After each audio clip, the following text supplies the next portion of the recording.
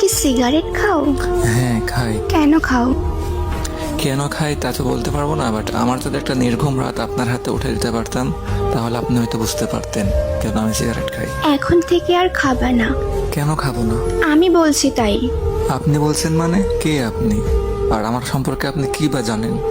জানি না, আমি বলছি তাই শুনতে হবে। সরি আপু, মাফ করবেন, আমার পক্ষে আপনার এই কথাটি রাখা কোনোভাবেই পসিবল না। আচ্ছা, আরেকটা কথা, তুমি কি রাত জাগো? রাত জাগা পাপীরা অবশ্যই রাত জাগবে, এটা নতুন কি? এটা বলার কি আছে? আজকে রাত থেকে ভালো ছেলেদের মতো ঘুমাই পড়বা। আজব তো, আমি আপনাকে চিনিও না আর আপনার কথা আমি শুনবো বললেই হবে নাকি? জি, বললেই হবে। আর মুখের উপরে তো কথা বলো কেন? মেরে সোজা বানিয়ে দিব। আপনি ভাবতেছেন আপনার এসব নরম নরম কথাই আমি গলে গিয়ে নিজেকে পরিবর্তন করে ফেলবো, বাট এটা কোনোভাবে সম্ভব না আপু। আমি অগোছালো ছিলাম আর অগোছালোই থাকবো, আপনার এসব কথাই কোনো কিছু আমার যায় আসবে না। এত অগোছালো কেন তুমি? অল্প বয়সে পরিবারের দায়িত্ব কাঁধে নেওয়া অ্যান্ড একটা মানুষকে খুব বেশি ভালোবাসার পরেও তার দেওয়া আঘাতগুলো আমাকে অগোছালো করে ফেলছে। আমি অগোছালো ছিলাম না। নিজেকে গুছিয়ে রাখতে পারো না? যার জীবনের কোনো ত্রিসীমানা নাই তার জীবনটা গুছিয়ে আর কি হবে? তুমি এত রোগা কেন? খাওয়া দাওয়া ঠিক মতো করো না? পরিবারের টেনশন, প্রিয় মানুষের আঘাত, এগুলো নিয়ে ভাবতে ভাবতে রাতটা এমনি পেরিয়ে যায়। সকালের খাবারটা ঘুমিয়ে ঘুমিয়ে পার হয়ে যায়, আর দুপুরের খাবারটা কাজের ফাঁকে কখন যে খাই বা না খাই কোনো ঠিক ঠিকানা থাকে না।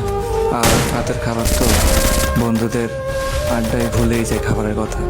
এত এলোমেলো হয়েছো কিভাবে? ওই যে বললাম না, পরিবারের টেনশন আর আপনার মতো একটা প্রিয় মানুষের আঘাত। ও আচ্ছা, আসলে তোমার জীবনের মানুষটা ভুল, এই জন্য তুমি ঠকে গেছো। হয়তো বা আপনি ঠিক বলছেন, বাট ওরে ভুলা আমার পক্ষে সম্ভব না। কিন্তু এভাবে জীবন চলে না। কালকে থেকে সকালে তুমি তাড়াতাড়ি উঠবা, উঠে ফজরের নামাজ পড়বা, দিন নাস্তা করবা, তারপর সারাদিন আমার সাথে কথা বলবা।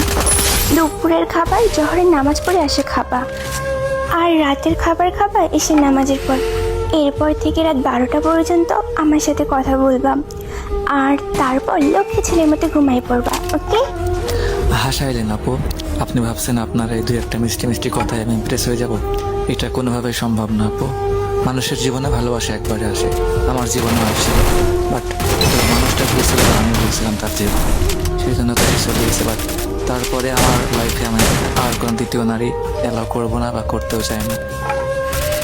আর আপনিও নিজেকে আমার জীবনের সাথে জড়িয়ে নিজের জীবনটা নষ্ট করবেন না। আমার বর্তমানে মন বলতে কিছুই নাই। তুমি তো দেখি বেশি কথা বলো। আমি যা বলছি আজ থেকে যেমনি বলবো তেমনি চলবা, না হলে মেরে বালি চাপা দিয়ে দিব। দেখেন, বালি চাপা দেওয়ার আগে নিজে আবার ব্লক লিস্টে করে থাকেন না। কালকে থেকে আমার রুটিন শুরু, কোনো কিছু চলবে না। ওকে? আজও তো বললাম না পারবো না। এখন ঘুমাবো। ওকে, বাই, আল্লাহ হাফিজ। জানি না কখনো নিজেকে পরিবর্তন করতে পারবো কিনা, বাট আমার মতো যারা যারা এমন সিচুয়েশনে পড়ে আছেন বা কখনো পড়ছেন, তারা একটু তাদের ফিলিংসগুলো আমার কমেন্ট বক্সে শেয়ার করে যাবেন প্লিজ।